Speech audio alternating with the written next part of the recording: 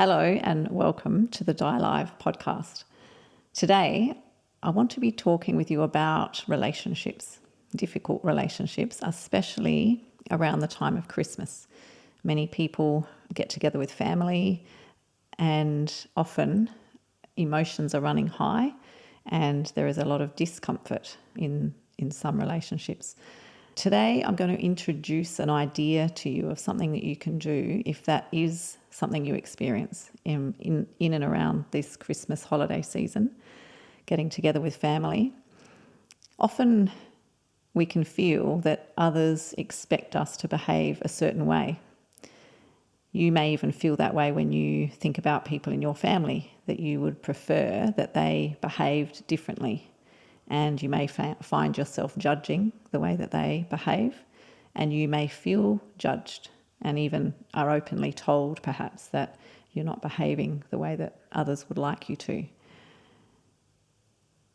that's a good check-in to do first of all. If you're thinking about a relationship that you have with somebody and you think, yeah, it's not ideal, I don't love the time that we spend together, you're feeling a bit anxious about getting together, the first thing I would do is check in with yourself, get pen and paper.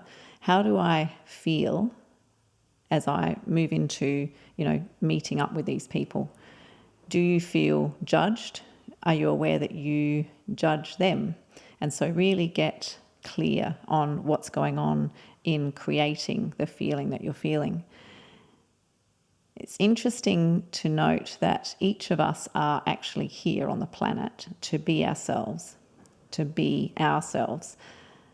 And yet, many of us have experienced and maybe still are living in the way that we feel we have to be a certain way for other people rather than to be ourselves.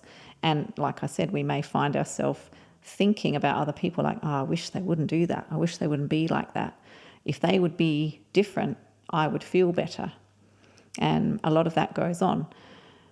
As I was growing up, I didn't have a close relationship with my own mum. I felt very distant from her emotionally and judged by her. And yes, I was judgmental of her. And so we had this very grating relationship, which didn't get better as I got older. Now, I would have said to you that I used to be quite triggered by things that my mum would say or even a look that she would give and many of the things that she used to do and the way that she'd behave. So that word triggered, I was talking with a mother yesterday and she said, that word triggered, it seems to be a real catchphrase at the moment. So many people are triggered by other people. And when you think about that position, that somebody else has the ability to cause you to feel a certain way and to just lose it, it's a real position of powerlessness. So let's talk about that. Because let's imagine for a minute that I'm holding a gun. That's where the word trigger comes from. The trigger is pulled and the load in the gun is released and does damage. And that's a really good analogy for what happens in people. Someone outside of me was pulling the trigger. So I was triggered and the load inside me was released and did damage. So I would react to that person. It was almost like they had control over how I would behave. And it doesn't feel good. Now, when people in your life, in anyone's life, they're putting out blame and negative talk and you're really not getting along, whatever is being fired at you is not actually about you. Again, think about the analogy of the gun, the loaded gun, and what is fired out of that gun has nothing to do with the target that it's hitting. When people are dispensing all the negativity, all the blame, it's coming from them. Yes, it may be directed at you, but the truth is it's actually not about you. You are just the unfortunate target in that moment. And too often, the way we think and feel about what's coming to us from somebody else, we take it on as our fault and the fact that we've actually caused that. There's a couple of things here. I had a mentor once who gave me a really good thing to do when you're in a situation when someone is throwing things at you, things are coming towards you that you think, this is really not making me feel good, you're really not feeling great. And too often we catch it. We catch what they're throwing, we hold it, and we create a big story around it with our own thinking. You know, it's not my fault that they've done this, and I should have done this, and off we go, holding on to the load that they've sent our way. We catch it, we own it, we give it a place, we make it a part of who we are, we build a big story around it. And this mentor of mine said to me, when someone throws something like that at you, metaphorically, you just duck and let it go past. Like, do not catch what they're throwing at you. If someone was standing near you and started to vomit physically, you would not stand there and try and catch what was coming out of them. It's not nice, right? You don't want that. And so the same with people's words and their attitudes and their criticisms, their judgments. If it's not something that you want to take a hold of, then just dodge it. Just let it go past. Sometimes I have found myself catching it when it's been thrown at me. I've caught it for a split second and then realised, oh, I don't want this. And so, again, you can drop it really quickly. Now, what does that look like, to drop something that you've perhaps caught and you're not wanting to hold on to and make space for? It just looks like changing your thought around that. So someone throws something at you, and you think, you know what, that's not something I want to be thinking about. It doesn't feel nice. Just do not think about it. That's what it looks like to drop something that someone has thrown at you.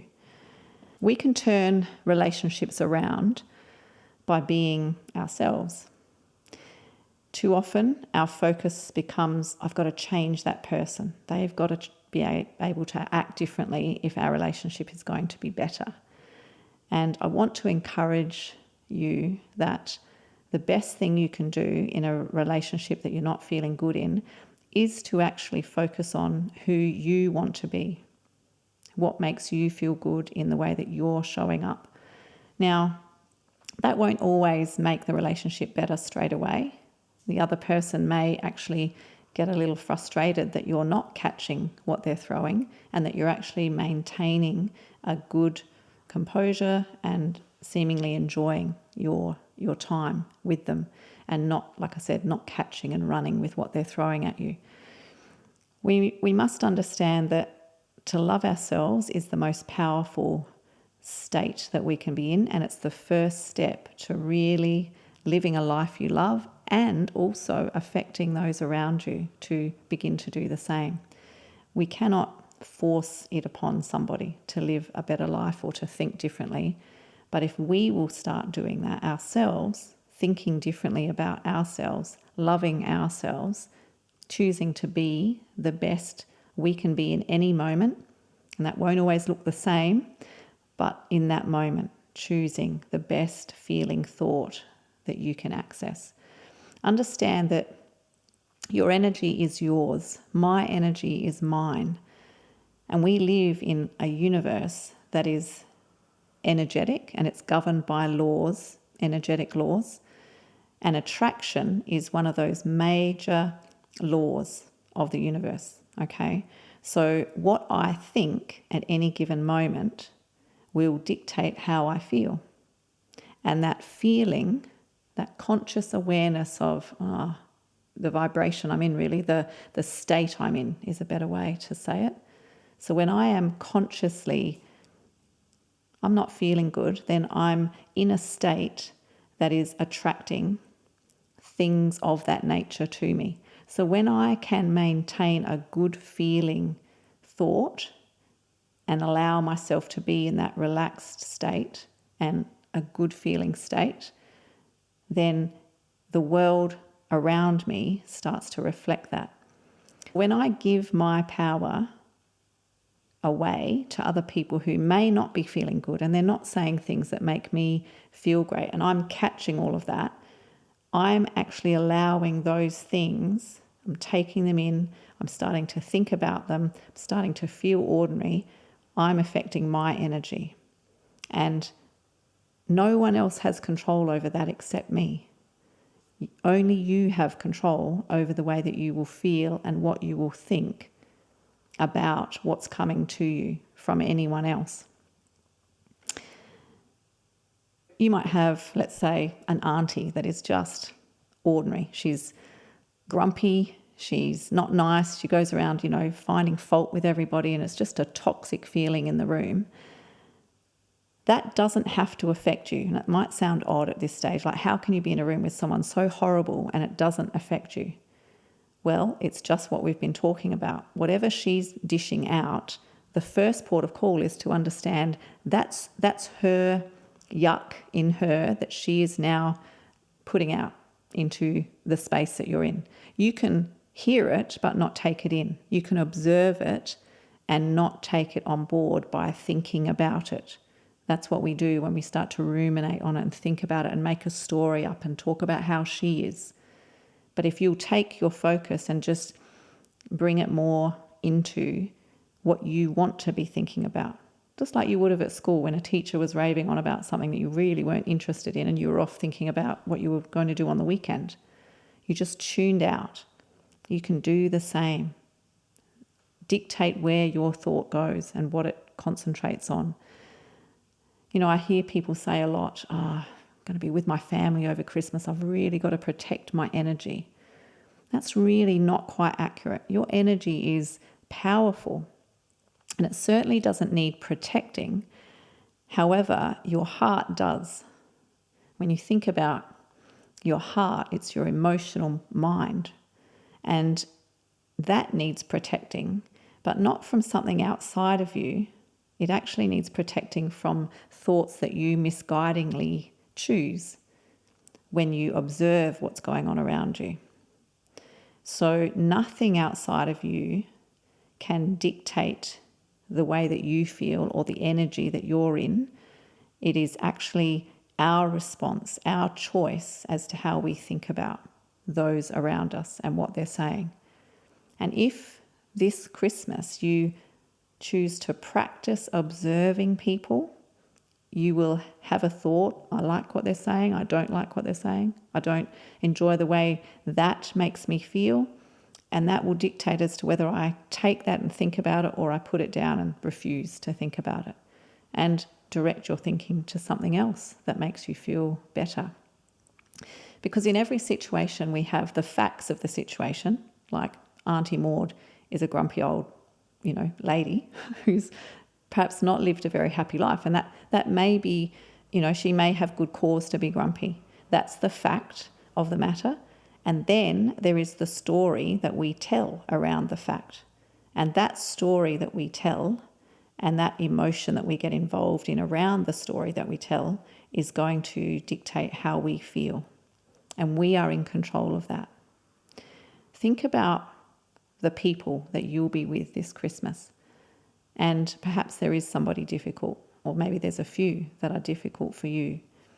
And really sort out those. What is the fact of the matter and what is the story I'm telling myself? And if you're telling yourself a story and watching a movie on the screen of your mind about that person, I would really encourage you to change the channel before you get to that event this Christmas and start watching a new story that you have created, one that makes you feel better. And then when you are in the presence of them, you can tune into that story, rewrite the story that you're telling around the facts of the matter. I hope that's helpful. Thank you for tuning in, and I look forward to talking with you on our next episode.